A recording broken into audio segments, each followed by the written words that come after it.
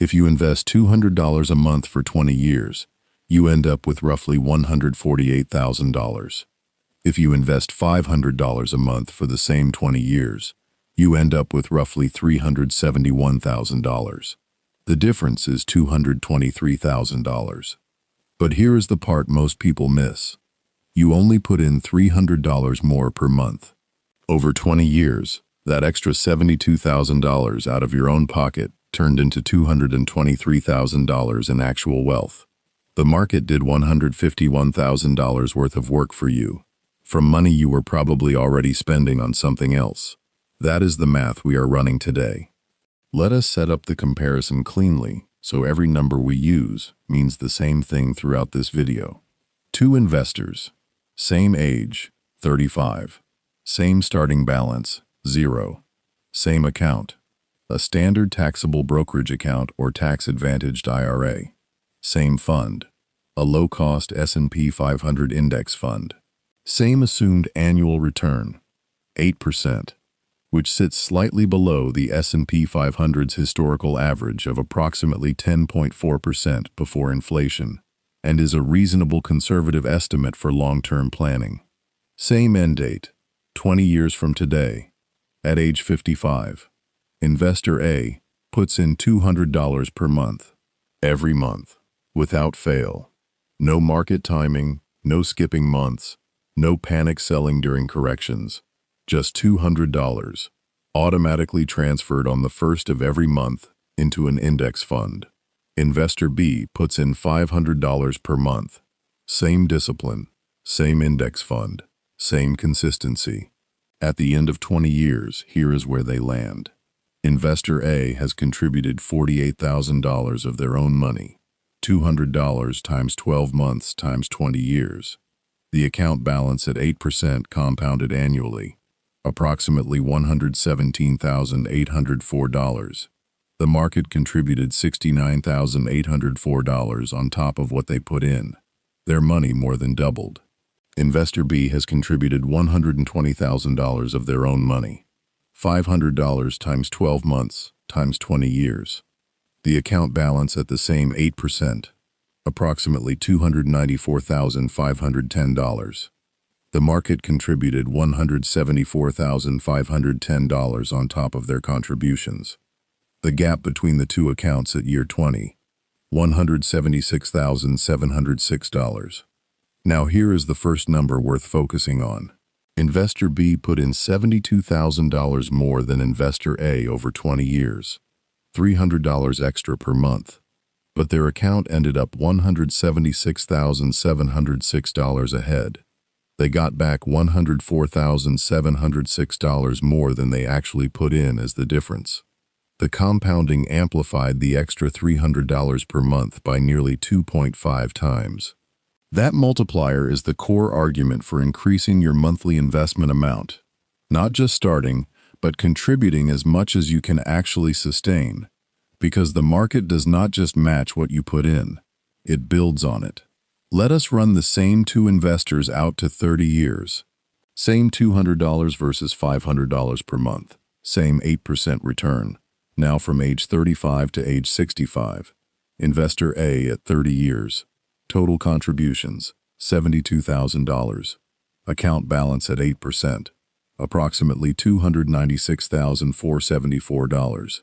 The market added $224,474 on top of their contributions, nearly 4 times what they put in. Investor B, at 30 years. Total contributions, $180,000.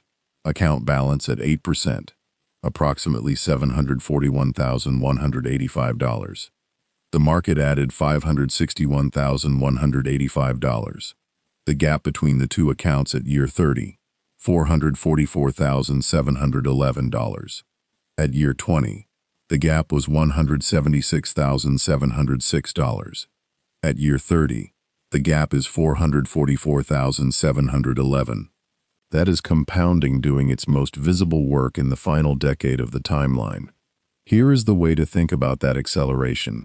From year 20 to year 30, Investor A's account grew from $117,804 to $296,474, an increase of $178,670 in that single decade, despite only contributing another $24,000 of new money.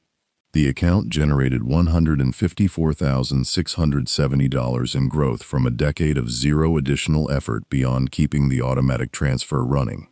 Investor B's account grew from $294,510 to $741,185 in that same decade, an increase of $446,675 from $60,000 in new contributions.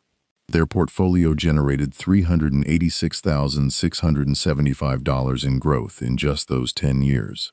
This is the reason every serious piece of financial advice emphasizes starting early. The final decade of a long compounding timeline is not just important, it is where the majority of the wealth is actually created. Missing the last 10 years of a 30-year investing runway by stopping at year 20 costs Investor B approximately $446,000. Missing the first 10 years, starting at 45 instead of 35, costs them in a structurally similar way, because that decade of early compounding never gets the chance to build. The biggest obstacle between Investor A and Investor B is not income. For most people watching this, the $300 monthly gap is not a question of whether the income exists to close it. It is a question of where the money is currently going, and whether the trade-off is one you would make consciously if you ran the numbers. Here is what $300 per month looks like, broken down into the places it commonly disappears. Subscription creep. The average American household carries between 4 and 6 streaming and software subscriptions. The average monthly spend on subscriptions in the United States in 2024 was approximately $219 per month, according to research from C+R Research. Most people underestimate their own total by about $100 per month when asked to guess. Trimming that from $219 to $100 is $119 per month. Not a dramatic lifestyle change. One service instead of 5. Dining and delivery. Food delivery apps have become one of the fastest growing discretionary spending categories in the country. The average American spending on food delivery platforms runs roughly $100 to $150 per month when you include service fees, delivery fees, and the price premium over restaurant menu prices. Preparing one meal at home per week, instead of ordering it, delivers approximately $40 to $60 per month back to your budget. Auto-renewed annual fees. Gym memberships, professional memberships, software licenses. A 2024 survey found that roughly 40% of Americans are paying for at least one subscription they had forgotten about. The average value of those forgotten subscriptions, $219 annually. Canceling one forgotten annual membership is approximately $18 per month. None of these require meaningful sacrifice if you are choosing them intentionally. Together, they cover the $300 difference between Investor A and Investor B. And the output of that $300 redirected, compounded over 30 years, is $444,711 in additional wealth at retirement. The decision is not really $200 versus $500 per month. It is $444,711 versus whatever you spent the $300 on. Not everyone can jump from $200 to $500 immediately, but almost everyone can increase their monthly contribution incrementally as their income grows. This is called a contribution step-up, and the math on a modest, consistent step-up is more powerful than most people expect. Here is the scenario. Investor A starts at $200 per month and increases their contribution by $25 per month every single year. Year 1, $200.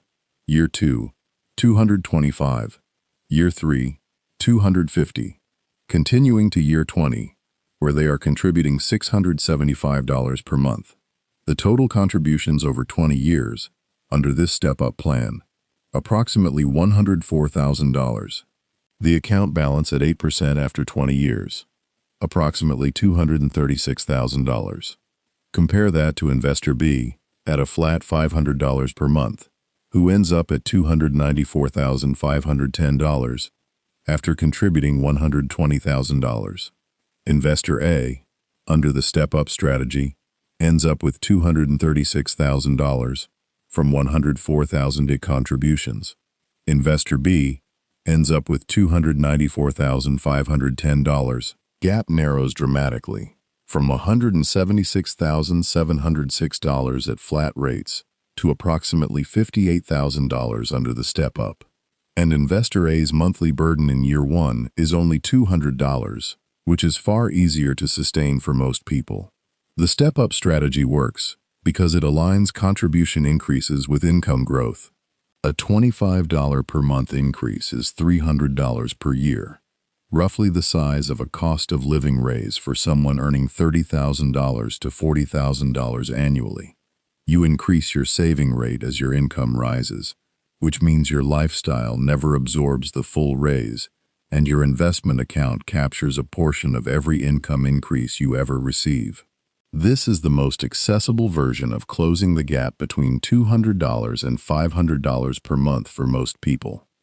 Not a dramatic immediate commitment, but a consistent annual ratchet upward that compounds in your account, the same way any other contribution does.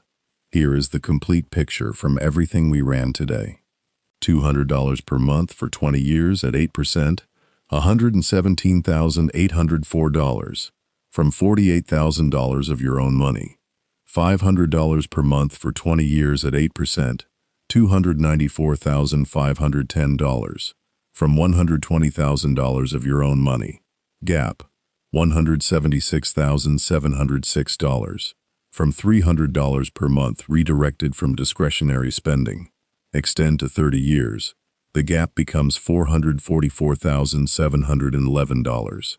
The step-up alternative, starting at $200 and increasing by $25 per month every year, closes most of that gap with a fraction of the upfront commitment.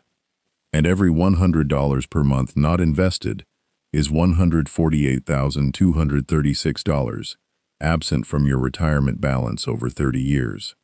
That is the cost of inaction. Not vague, not a lot of money. Exactly $148,236 per $100 per month.